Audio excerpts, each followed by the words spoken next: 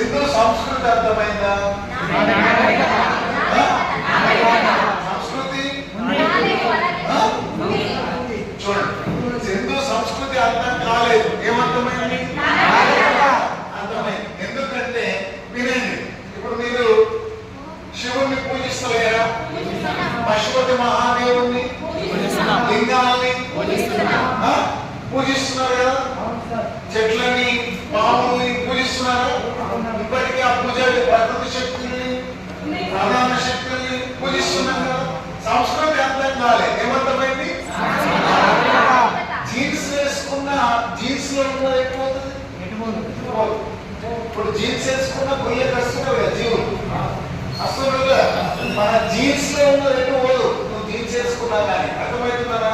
నువ్వు western culture నేర్చుకున్నంత మాత్రాన ఈ సనాతన సాంప్రదాయం అనేది నీ యొక్క జీన్స్ లోనే ఉన్నది. అది ఎటు పోతుంది? అర్థమవుతుందా?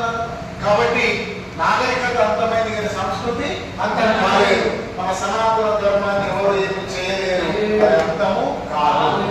ఎంతమంది వచ్చినా వాళ్ళు అందరి గదిని దోచుకెళ్ళిపోయాడు.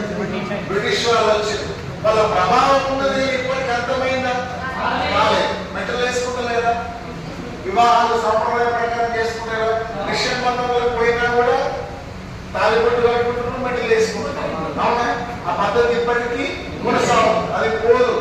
అర్థమవుతుందా? రైట్, చెప్పండి. సంస్కృతి అర్థం కాలేదు. ఏమర్థమైంది? రైట్, రాసుకోండి. సింధు ప్రజల